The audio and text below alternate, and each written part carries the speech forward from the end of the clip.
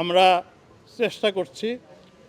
সরকার, স্থানীয় সরকার মন্ত্রণালয়কে বলেছেন প্রতিটা কেন্দ্রে তারা যেন সিসিটিভি, ক্লোজ সার্কিট টেলিভিশন যেটা ফিক্স থাকে, সেই সিসিটিভি ক্যামেরা, প্লাস সিসিটিভির যে ক্যামেরা সেটা যেন তারা প্রতিটা ইলেকশন কেন্দ্রে তারা স্থাপন করেন।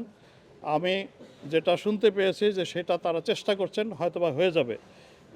এর অতিরিক্ত ইন অ্যাডিশন টু দ্যাট আমরা পুলিশের যেগুলো গুরুত্বপূর্ণ কেন্দ্র, ঝুঁকিপূর্ণ 8,000 এবং মধ্যম ধরনের ঝুঁকি যাদের আছে 16,000, এই 24,000-এর প্রত্যেকটাতেই আমরা পুলিশের কাছে বডি ক্যাম দেওয়ার একটা উদ্যোগ নিয়েছি। জেলার এসপি সাহেবরা স্ব থেকে উদ্যোগে বডি ক্যামগুলো কিনছেন এবং জেলা পর্যায়ে এর উপরেও প্রশিক্ষণ চলছে।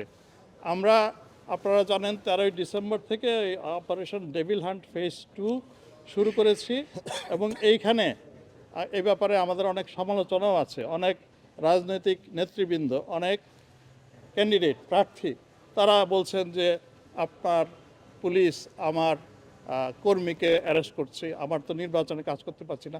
আমরা চেষ্টা করছি যতটা সম্ভব অবজেক্টিভলি কাজ করতে। এখন যিনি পোটেনশিয়ালি এক্সট্রিম মশার কয়েল প্ল্যান্ট ফাইবার দিয়ে তৈরি, তাই সহজে ভাঙে না, সুগন্ধিযুক্ত ও নিরবিচ্ছিন্নভাবে জ্বলে। ডেঙ্গু, চিকুনগুনিয়া বাহি সহ যে কোনো মশার বিরুদ্ধে দেয় এক্সট্রিম সুরক্ষা।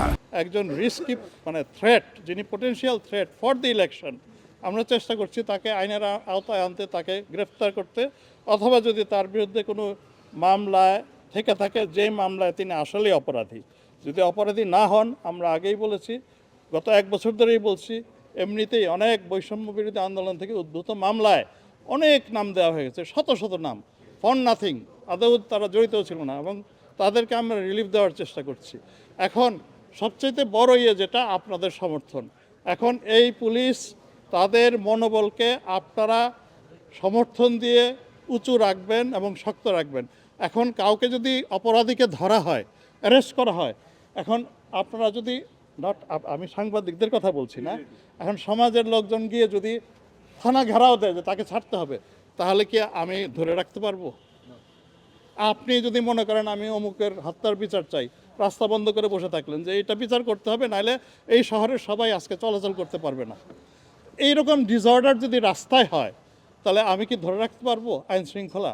আমি পুলিশের প্রাইমেসি প্রতিষ্ঠার জন্য, ভোট কেন্দ্রে শৃঙ্খলা রাখার জন্য, নির্বিঘ্নে ভোট দেওয়ার জন্য যে পরিবেশ তৈরি করতে হবে, তার জন্য আপনি তো আমাকে অথরিটি দিবেন। এখন অ্যারেস্ট করলে আপনি ঘেরাও দিয়ে বসে থাকবেন থানার থেকে যে তাকে ছাড়তে হবে, তাহলে তো I do not have any authority. আমি এটা চাই আপনাদের কাছ থেকে, সমাজের কাছ থেকে এটা চাই। যদি অন্যায় করি ধরেন আমাকে, কিন্তু ন্যায় কাজটা আমাকে করতে দেন, এই অনুরোধ আপনাদের।